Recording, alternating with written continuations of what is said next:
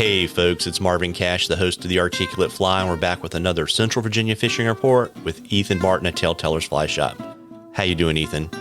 I'm doing great today. How you doing? As always, I'm just trying to stay out of trouble, and it's interesting, right? Last week it was really hot in Central Virginia, and it's cooled off, and you got a little bit of rain, and it's going to start warming up again. But what are you seeing on the water?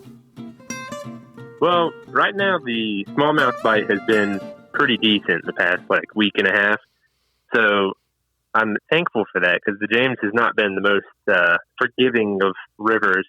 But it's just been cool seeing that fish in that, I'll say 7, 6-inch to foot long. Because that year class is something that we've been missing. And so it just makes it kind of fun. You can go out and you can still hunt for that, turbo 20-inch fish. But in between, we're still finding some dinks. So I'm happy with that. A little bit of rain that we got the past weekend it brought the river up just a touch. But by this weekend we should be fine. So yeah, on the James smallmouth front, it's been pretty good and trending upward. Yeah, and so the last time we were talking, you were fishing what we would call kind of animated topwater, not, cicada imitations, but stuff that you were going to kind of pop back to you. Is that still the name of the game, or are you mixing in some small bait fish streamers too? We're starting to mix stuff into, but the animated topwater stuff has still been pretty epic. So if you want to catch bigger fish, then that's definitely a way to weed out some of the smaller ones, because they'll try and eat it, but they don't always actually get it in their mouth. But then throwing, smaller woolly bugger patterns and clousers, that stuff's been working really well. And it's kind of nice, right? Because last week I went up with my wife and we fished a section of river, and it's we saw just millions of bait fish everywhere, from an inch to 2 inches to microscopic little tiny guys. So as long as this flood didn't sweep some of them guys away, we should have another pretty decent year for bait fish, like we did last year, which was just if you go out with a clouser, they preferred bait fish over topwater. Now, of course, we still had really good topwater days, but for finding numbers, it was definitely, the whole summer was pretty much a bait fish bite. And so I'm kind of assuming that this year is going to trend the same way. So if you've been interested in getting into tying or something, this is a great time, because you can just put 2 little clumps of bucktail on a hook and run out there and catch smallmouth.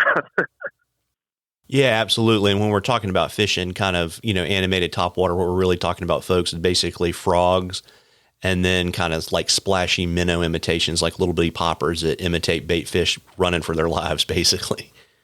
Yep. Yeah. So, and the ones that we've been using, it's still just the deer hair frogs that they're pretty popular. The umpqua swimming frog. Then there's a floating bait fish minnow that it's 2-inch. And then there's the bigger one that's the Schultz pattern that name escapes me this current second. Oh gosh, it's the diving head one. It's 4 to 5 inches long. So the swinging D? Yeah, why can't I? So many names in fly tying. But yeah, that one's been working pretty well too. So, and one of the things I've been playing around with, which is, I saw Matt Miles do this 2 years ago with a game changer. And, we were putting the foam heads, the diving heads and stuff, on the game changers. And then I started just taking just the foam. So, I tie my game changer, tie whatever pattern it is, and then take the foam and kind of those old lead shot that you could, a bullet weight that you can slide up your leader that people use in conventional fishing. Just doing the same thing with our fly rods, but rather than using weights, using the foam heads. And that's been kind of cool too, playing around with it, because you can bring 3 different style foam heads, one of the howitzer popper heads, a fish slider head from Rainey's, and the fish diver head from Rainey's. And you can take one fly and get 3 different actions out of it. And that's been kind of cool too, because there are definitely times where they'll prefer different types of retrieves. Now, again, that's where stuff starts getting into the weeds a little bit, but it is fun.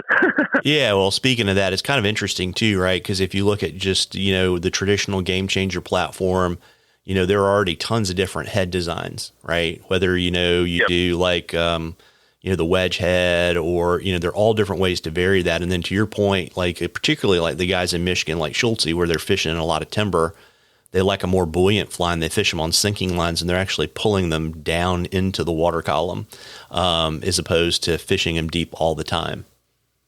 Yep. And that's definitely something that works here too. Like, I think that's one of the things, because you have two different people. One people are like the disciple, like all they're ever going to do is whatever their mentor or whoever it is that they look up to does.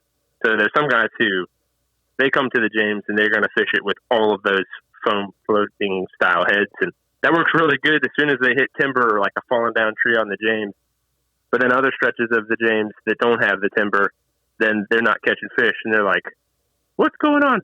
But I mean, it's just one of those cool things where you can take a really good aspect of like what people are doing in the upper Midwest.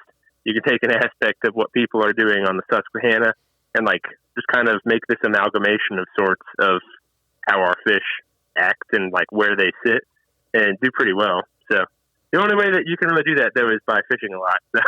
Yeah, you got to fish a lot, and then you got to kind of think about like, how the water's different from region to region, and what are the, fishing problems that people are trying to solve for their home water. Yep. Yeah. And that's kind of funny because like, I mean, I always get into the weeds because that's just kind of who I am. Like, I like the problem solving and technical stuff.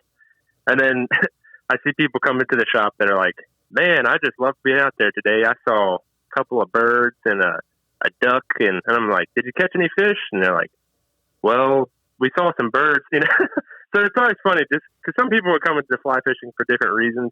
And, it's just, for myself, I like to catch fish, but other people that are out there, they just enjoy being out there. So, if that's you, then I would say just go swing a woolly bugger and a clouser and enjoy your day, because don't make me ruin it with all my technical terms, Well, we can make it even less technical. We can talk about the trout water, and I imagine the rain kind of recharged things a little bit up high, and probably, as we've been saying for the last few reports, we're talking about fishing, bushy yellow and orange dry flies with a dropper, right? Yep, that's going to be the same this weekend. And like you said, this rain definitely will make things better. Because like last weekend, we had temps in the upper 90s. So in our mountain streams, they're in 80s, mid 80s to upper 80s. So the stream temp was going up pretty quickly. So it is kind of nice that we got a little bit cool down to kind of prolong that bite. Because again, it's one of those things, it's just a matter of safety for the fish. Like if you're fishing and it's over the 7-degree mark, then you can kill trout. So on our wild trout streams, I try to avoid those streams. But like you said, it's definitely less technical right now up there, which is nice. So if you are just trying to get out and just really enjoy a day, then this is 100% the time to do it, because our brook trout are actively feeding. You can throw flies that are big enough that you can see them, that support droppers really well. And you can have some memorable days on the water for sure right now. So if you're not doing anything this weekend, I would encourage you to get out and chase a brook trout, or you can chase the kayak hatch with everybody else on the James. Yeah, I would be more inclined to head to the mountains and miss the people. Yeah. I understand that. Me too. Yeah. Well, folks, we love questions on the articulate fly. You can email them to us. You can DM us on social media. You can drop them in the comments to our social media feeds, whatever is easiest for you. And if we use your question, I will send you some articulate fly swag, and then we will enter a drawing for something cool from the shop at the end of the season. And Ethan, before I let you go and open up this morning, you want to let folks know shop hours and where to find you and all that kind of good stuff? Yeah. So we're located in downtown Lynchburg, Virginia, and we're right by the James River. It's in our backyard. So if you're definitely thinking about taking a trip, I'd encourage you, come by Lynchburg this year, come say hi. Through the summer, there's a lot of stuff to do in downtown, and coffee and hotels and bike paths and all that jazz. But if you can't make it to downtown to see us on Main Street, then you can always find us online or Instagram, Facebook, all those different social media platforms. So, yeah. Yeah, but you can't get a cheesy Western online. No, you can't. Locals only for there. There you go. Well, listen, folks, you owe it to yourself to get out there and catch a few, and happy Memorial Day, everybody. Tight lines, everybody. Tight lines, Ethan. Tight lines.